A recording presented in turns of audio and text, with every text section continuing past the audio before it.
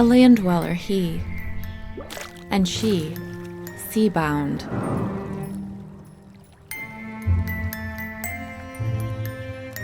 Yet joined by a fierce love, faithful and true. Today I'll show you how to paint a portrait doll. You might want to check out the full version of this tutorial on my Patreon page. It's over 30 minutes long and packed with in-depth tips and techniques, an annotated supply list, and a handy outline of the lesson. This is Certainly Caroline with more Polymer clay fairy tale nonsense.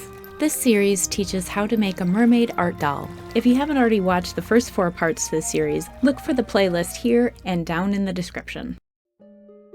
I often use Genesis heat set paints to paint my dolls. However, this is the first time trying a pre-mixed paint by number kit from Bountiful Baby. So the color I'm using is called Vein Blue. No, not that kind of vein. And it's labeled number 1 in the kit. I'm using the blue color in the areas where the skin would be thinner or there's more shadow, because I don't want the shadow to just be like brown. I want the colors to have layers with varying degrees of intensity. And I want it to have hints of blue and hints of red, not just black or brown. This is a pretty creepy stage of the process. What do you think? With the hat or without? With the hat, without, with that? I just want to know how to paint a doll face. Can you make that happen? So I'm just about ready to set the first layer here. Pretty soon I will be putting the head in the oven. Ooh, that sounded bad. It'll need to stay in there until the oven reaches 250 degrees and then stay in there at that temperature for a few minutes longer. That's 250 degrees Fahrenheit and 121 degrees Celsius. Make sure you have a separate oven thermometer and you don't rely on the temperature that you set your oven to. Here it is after it's been baked and in natural lighting. This is the burgundy color from my Genesis premixed kit. It's actually number 3 in the paint by number system. I did that just to confuse you. No, not true. I did it because I like the look better. Don't worry, we'll get to the number 2 color. It's just going to be after the number 3 color.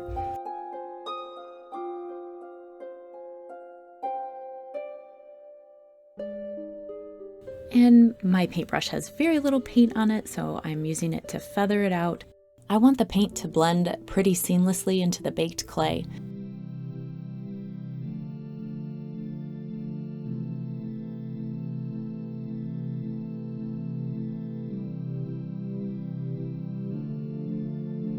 The darkest places are where the burgundy layer overlaps the blue layer, such as in the creases, and the lighter red tones here will be where there isn't a blue underlayer, of course.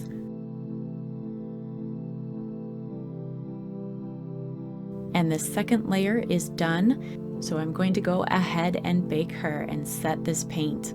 Here she is, all baked and ready for the third layer.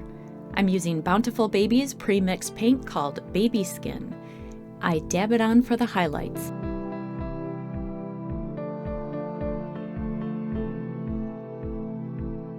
And now I'm just going through with a dry brush and blending in the highlights.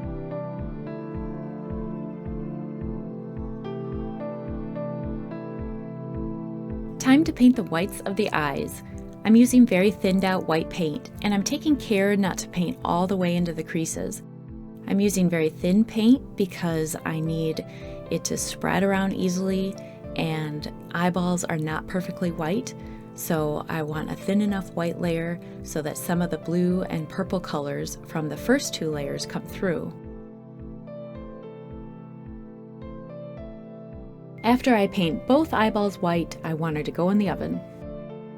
After she's baked, I use Brow Brown to paint the irises. And it's really important to get a perfect circle here, which is really kind of difficult. I'll be applying false lashes later on in the doll making process, but since Michael's eyelashes are so full, I also want to paint some lashes on. For the eyebrows, I'm starting with really thin paint, and so it's almost like a sketch to begin with. I'll darken it later.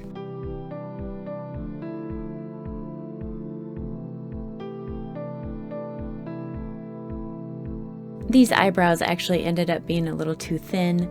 I just figured it was better to go too thin than too thick because I can always just add another layer of paint if I need to. I'll have to show you how that turns out in the next video though.